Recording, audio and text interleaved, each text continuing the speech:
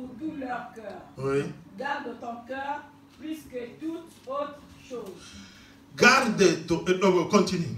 Car de lui viennent les sources de la vie. Garde ton cœur plus que toute autre chose. Puisque ton cœur est la source de ta vie. Bien-aimé dans le Seigneur, la Bible dit garde ton cœur plus que toute autre chose. Le cœur est à l'intérieur, que tu le gardes. Avant que nous commençons à développer, je vais lire quelques définitions sur le cœur, du point de vue scientifique et du point de vue aussi biblique. Je vais lire là. 1.1. Le cœur, c'est quoi? Ceux qui ont fait la médecine, les mamans, les mamans Élisée qui sont ici, ils savent ce que je veux dire. C'est un organe musculaire creux contenu dans la poitrine, cage thoracique ici. Le cœur n'a pas des os. Le cœur, c'est un muscle. Vous savez, c'est pourquoi on nous demande parfois il faut faire des exercices, faire des marches. Puisque si ce muscle-là se fatigue, c'est un problème sérieux. Alors, point 2, il dit, il est un organe principal de la circulation sanguine ou du sang. Or, la Bible dit ceci. Le sang, c'est l'âme. L'âme de l'homme, c'est le sang. Et la Bible dira qu'il ne faut pas manger la chair de l'animal avec son âme, donc avec son sang.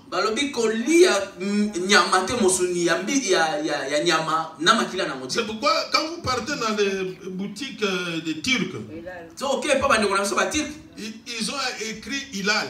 On les appelle halal. Halal, ce sont des animaux qui ont été tués selon leurs normes, les normes égorgées. Et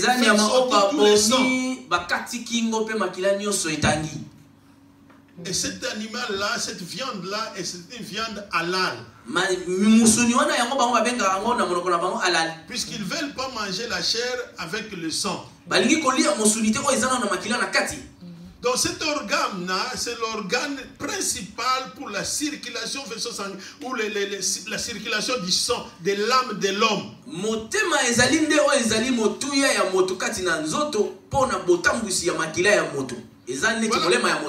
Si quelqu'un meurt comme ça, il dit, ah bon, il a versé, ou soit à la guerre, ou quoi.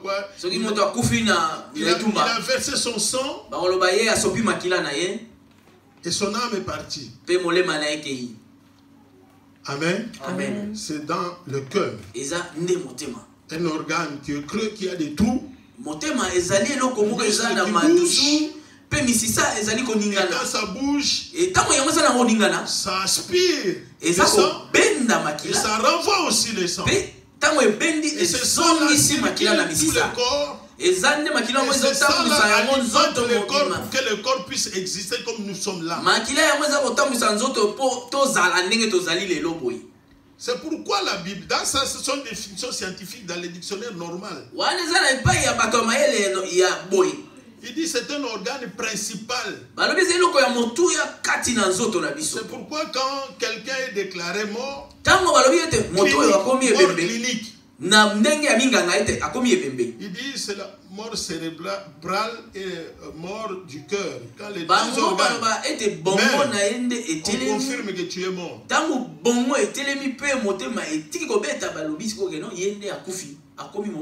Amen. Alors c'est un organe très important. Alors point 3, c'est la partie la plus importante qui nous amènera à développer plus tard. Le cœur, c'est le siège des émotions.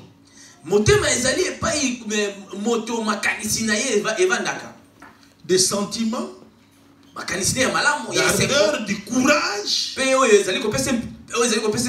l'amour l'amitié, la bonté, la pitié, même la haine. Tu sais, si tu es quelqu'un, la première des choses qui s'infecter, c'est le cœur. Et puis si quelqu'un veut te faire haïr quelqu'un d'autre, il va te dire des paroles qui vont briser ton cœur. Directement, et infecter, ça va te pousser, infecter, même jusqu'à ton comportement. Le cœur, c'est le centre des émotions. Même les pardons. Si ton cœur est bien disposé, même on te fait du mal, tu peux pardonner. Mais si ton cœur est devenu dur, si on te fait du mal, tu ne sauras pas pardonner. C'est le siège des sentiments, des émotions, la colère, la haine, la joie et tout ce qu'il faut qui affecte la vie d'un homme. Bien aimé, c'est les gens qui ont un cœur aigri. Vous savez le cœur aigri? Motema bololo. Bololo. Ouais, motema bololo. Écoutez, merci pasteur. Il y a une maman, nous étions dans le même quartier. Cette maman nous a dit ceci. Il y avait un problème de notre église. Elle est arrivée, il nous a dit, Dibano, Yebi, mes enfants, regarde bien ma fille. Plus moche alors, et mon cœur alors. Oui, j'avais suivi un psychologue qui disait aussi. Il dit très souvent, les gens qui ont une très souvent, leur cœur aussi est vraiment mauvais. Je ne confirme pas à 100%.